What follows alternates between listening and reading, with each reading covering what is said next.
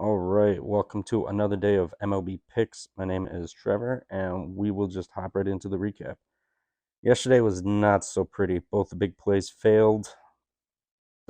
Sandy he looks broken. I also did not anticipate Acuna to play, but he did. Regardless, I still went with it, and they did not look good. Granted, it is the Braves, but Sandy doesn't look right this year. He had 100 pitches through five, just struggling. So I think he might be moving towards the fade list, towards the future here, but we'll be seeing. And the Twins couldn't do anything versus Kopech or that bullpen. That was horrendous to watch. Correa got the robbed home run, but that would have been a one shot. It would have been a 3-2 final. So it is what it is. Tough, but I guess the White Sox weren't going to be giving up 12 runs every game, but sucks that it happened yesterday. We did get there with the Orioles, a little sweaty, giving up some home runs from that bullpen, but they get there 11-7. The Rangers and Snakes, that goes over. Got 10 runs there, so Gallen did end up imploding a little bit, and the bullpen just did the rest. So love to see that. And then the Philly blow up, that was horrendous. Urias looks good, and Phillies they couldn't hit lefties. So I guess we'll go from there. Phillies are on the struggle bus here. All right, we'll get to today's picks. First up, we are going back to Texas. We have the Rangers money line versus the Snakes. They're sending out Brendan Fat, I want to say. Sorry if that's wrong. He's making his debut in the AAA. He's got a 2-1 record with a 3.91 ERA, 1.18 WHIP. In both day games this year, he's 1-1 with an 8.31 ERA and about 8.2 innings, 13 hits, and 8 earned with 4 homers. In the 5 games this year, he's given up 5, 1, 2, 0, and 3. And he does rely a lot on the chase for the strikeouts. I was looking at his pitch logs, and he's a lot of out of the zone stuff. So as long as Texas can lay off most of it, they should be able to load up the bases here and do some damage versus this guy and the bullpen. He does throw a lot of fastball too, and Heim, Duran, Lowe, Grossman, Simeon, and Jankowski are all slugging above 400 versus the four-seamer this year. So any one of those guys get a hold of it, it's an extra base hit, home run, hopefully. But also they're sending out Andrew Heaney. He's got a 4.38 ERA, 24.2 innings, 12 earned, 26 strikeouts, and 10 walks this year.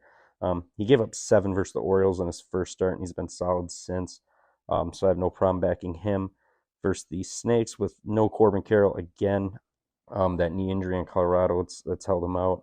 The bullpen's been great the last week or so they should be able to hold down the lead, whatever they get. I am expecting, Arizona's probably going to get a few runs off of Haney, but I just expect them to beat up this bullpen and this debut pitcher today.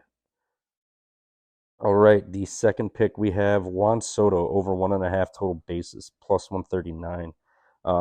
Padres are at home versus the Reds, and the Reds are sending out Luis Cessa, 9.55 ERA, 23 earned, 3 homers, 9 walks, and 9 strikeouts this year.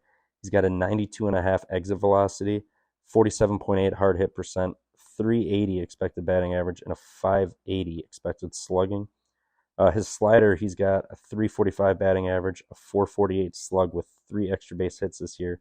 His four-seamer, he's got a 333 batting average, 625 slug with 5 extra base hits. His changeup's got a 391 batting average with a 522 slug and 3 extra base hits. And the sinker's got a 545 batting average with a 1,000 slug and 4 extra base hits.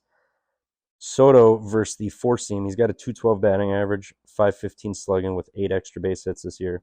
The slider's batting 200 with a 300 slug and 3 extra base hits. Changeup, 167 batting average and slug with 0 extra base hits. So that's his big problem pitch this year. And then the sinker he's batting 333 with an 833 slug and 2 extra base hits. Last 5 games for Soto, he's batting 444 with 8 hits, 3 multi-hit games in those 5, 4 extra base hits. So he should be able to get multiple hits today, or hit a double, triple, or a home run or something against Cessa here. This guy's just giving up runs and hard contact. So if for some reason Soto doesn't get it versus Cessa, that Reds bullpen I mean, they should be able to do the trick also. All right, and the next pick we are going Orioles run line versus the Royals, plus 105. Orioles are sending out Gibson. He's 4-0 with a 3.93 ERA, 34.1 innings, 15 earned, 4 homers, 11 walks, and 27 strikeouts this year.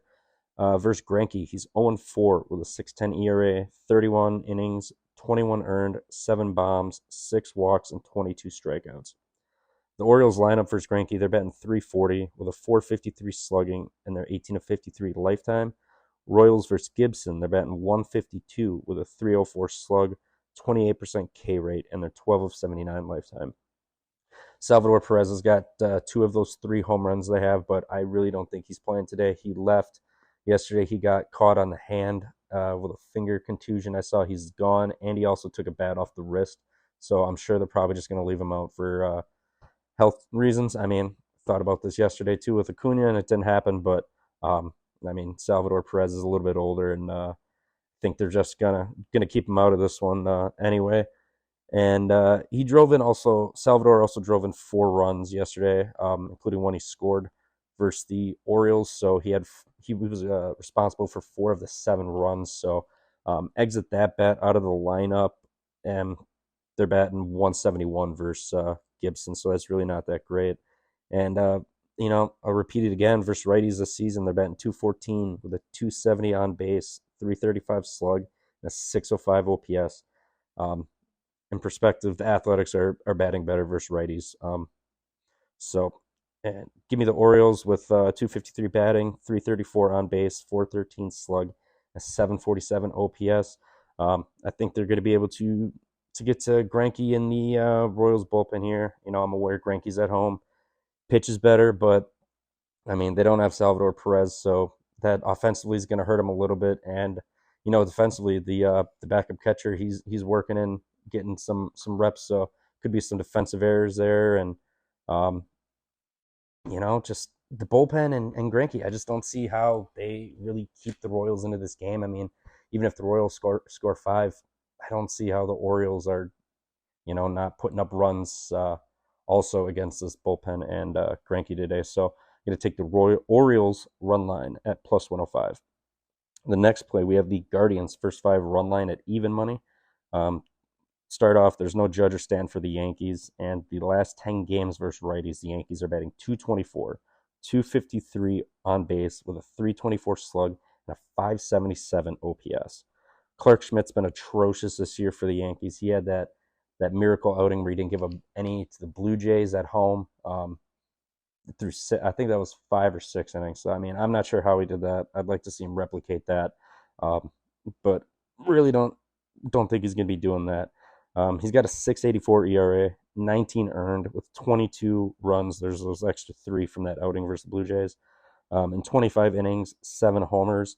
The Yankees bullpen hasn't been great the last week or two either. They're giving up almost a 4.70 ERA, I want to say. So I'm gonna guess that Bieber should be able to handle this lineup. No Judge or Stanton. I know they still got Rizzo and LeMahieu in the lineup, but they're not batting well versus righties or just in general lately. So I think Bieber's going to be able to have a little better showing than he has this throughout the other starts this year. I think he's going to have a good game, and the Guardians bats are going to be able to get some hits and force some pressure on Schmidt on the bases.